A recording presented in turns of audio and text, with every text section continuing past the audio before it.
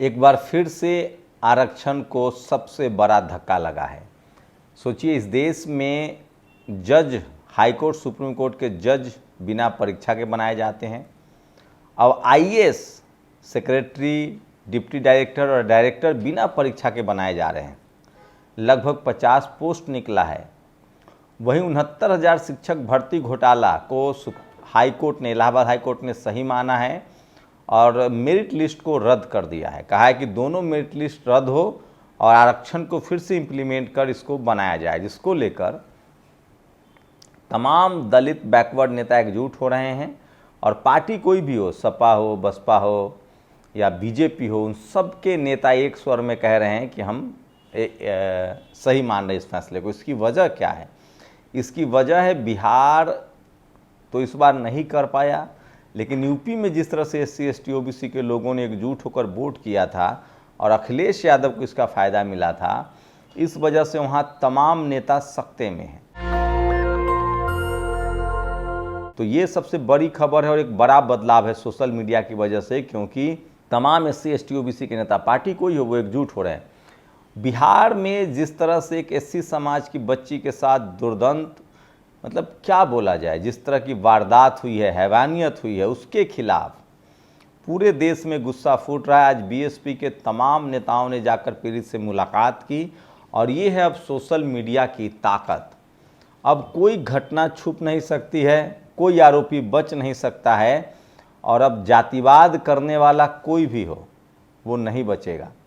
लेकिन वहीं अब SC ST OBC समाज के सामने नया चैलेंज है, वो है महीन जातिवाद के खिलाफ लड़ना। तमाम SC ST OBC के लोगों को सचेत रहना पड़ेगा, किसान जातियों को सचेत रहना पड़ेगा। जाति के नाम पर अगर आप हिंसा करेंगे तो आप बच नहीं पाएंगे। इस देश में दो तरह की हिंसा हो रही है। एक जातिवाद के नाम पर महीन हिंसा हो रही है, जैसे 69,000 शिक्षक भर्ती घोटाला, ये जातिवाद का घोटाला था। जानबूझकर SC ST OBC के छात्रों को अलग रखा गया, उनकी नौकरियां खा गई। अब जो जातिवादी मनुवादी हैं वो बहुत महीन हो गए हैं, पढ़े लिखे हो गए हैं।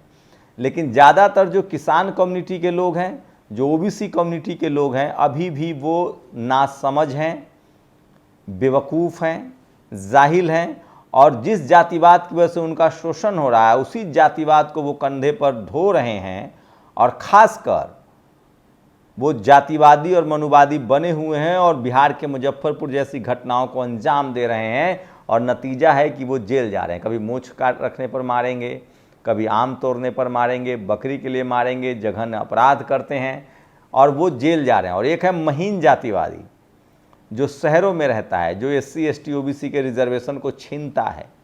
तो SC ST OBC के लोगों को जो जातिवाद, जो SC ST OBC कम्युनिटी के जो लोग जातिवादी हैं, जो जाहिल हैं, उनको सावधान रहना पड़ेगा और उनको अपने अंदर का जातिवाद रोकना पड़ेगा, सुधरना पड़ेगा, नहीं तो जेल जाएंगे। और दूसरा जो महीन जातिवाद चल रहा है शहरों में, उसके खिलाफ भी लड़ना पड़ेगा। तो SC ST OBC के लोगों को अब दो तरफा काम करना पड़ेगा। एक तो जो वो जातिवाद में शामिल हैं उनसे निकालना है उनको, और दूसरा उनके साथ जो जातिवाद हो रहा है, 69,000 शिक्षक भर्ती का मामला हो, अब लेटरल एंट्री का मामला हो, उससे भी लड़ना पड़ेगा। महीन जातिवाद कैसे होता है सो समझिए।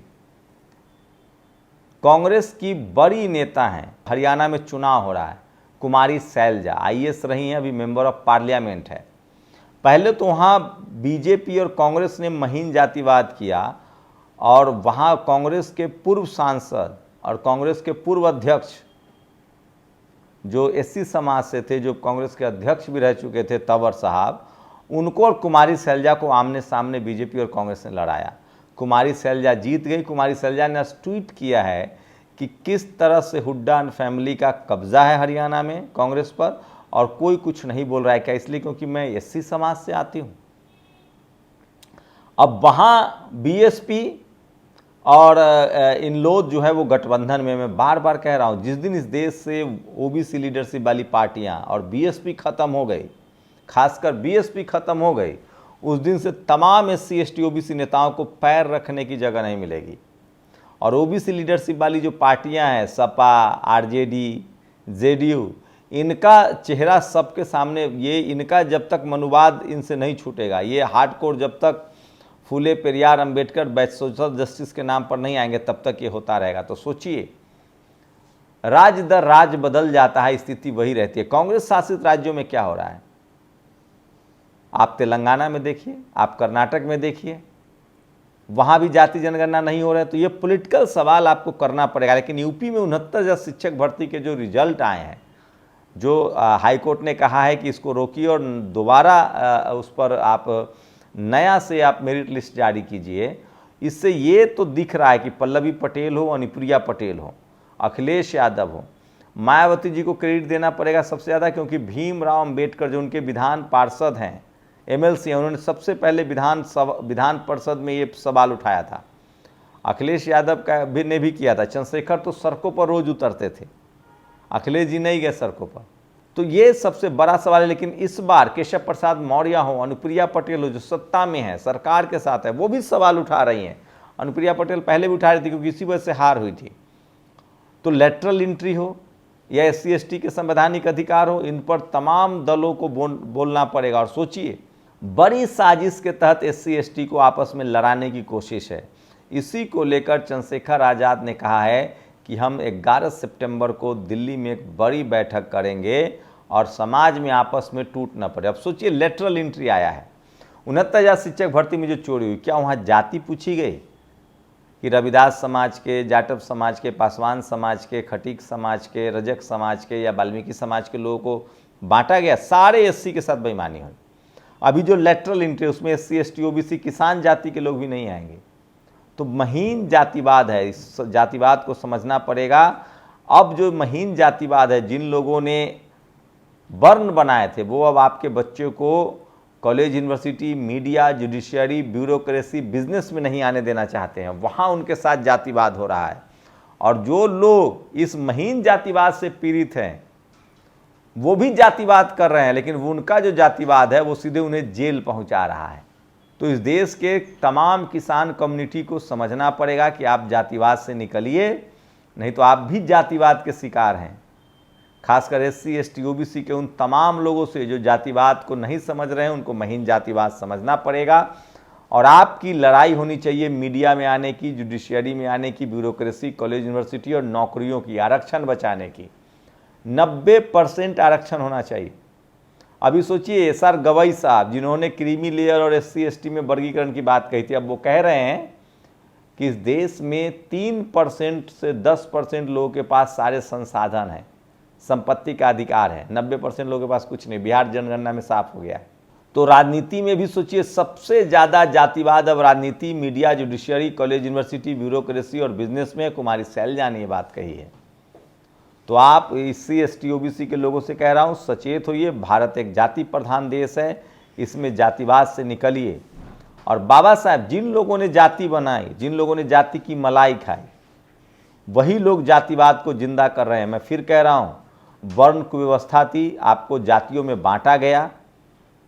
और फिर से अब जब संविधान बना, बाबा साहब ने आपको SC ST OBC का दर्जा दिया है। और अगर आप SC ST OBC के तौर पे एकजुट नहीं होंगे तो यकीन मानिए आपके हिस्से में कुछ भी नहीं मिलेगा, कुछ भी नहीं बचेगा।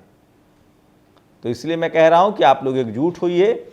और आप जो 69,000 शिक्षक भर्ती में जो आपको जीत मिली है, ये जो फैसला है, इसलिए क्योंकि SC ST OBC के तमाम नेता अब इसके खिलाफ बात करने लगे थे, क्योंकि वहाँ BJP को हार हुई है। जब तक SC ST OBC, और मैं SC ST OBC के आप नेता हों, आम आदमी हो, नौकरी पेशा लोग हो, IAS हो, कलेक्टर हो, जज हो, वकील हो, या एक अदना मेरे जैसा आदमी हो, सब लोगों को अब सोशल मीडिया की वजह से मौका मिल रहा है। अपने संवैधानिक अधिकार के लिए लिखिए, पढ़िए, बोलिए, नहीं तो आपकी नस्लों के अधिकार खत्म हो जाएंगे। और सोशल मीडिया आपको मौका देता है, डरिए मत।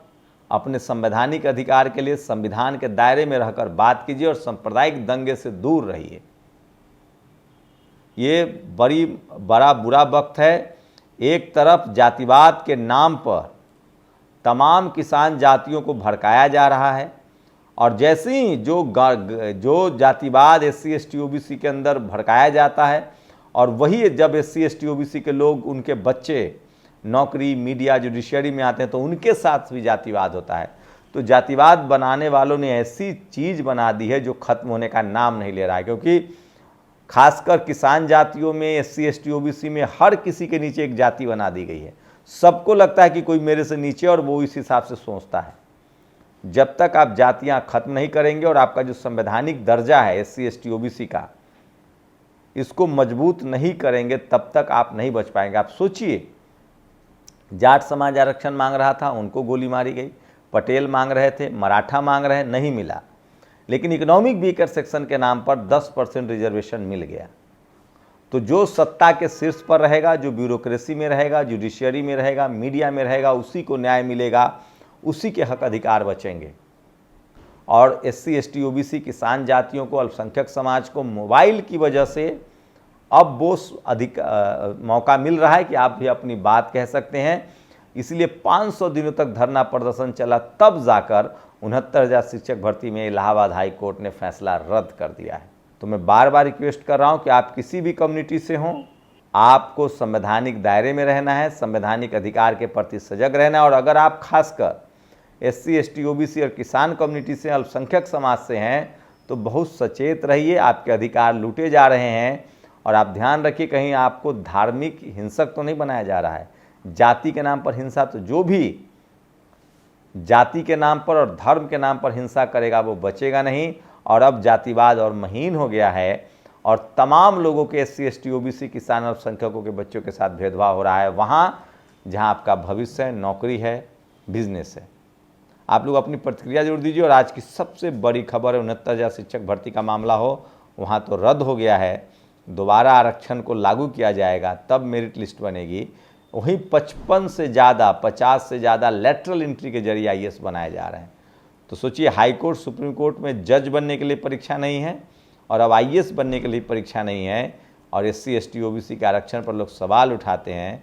एक चपरासी बनने के लिए आपको परीक्षा देना पड़ता है, लेकिन IAS बनने के लिए नहीं और जज बनने के लिए नहीं। आप लोग अपनी राय जरूर दीजिए। शुक्रिया। नेशनल दस्तक की आपसे गुजारिश है कि अगर इसको बचाना चाहते हैं तो नेशनल दस्तक को सब्सक्राइब करने के लिए रेड कलर के सब्सक्राइब बटन को दबाएं, फिर बेल आइकन की घंटी दबाएं। नेशनल दस्तक को बचाने के लिए बहुत जरूरी है कि हर खबर को शेयर करें, लाइक करें, कमेंट जरूर करें।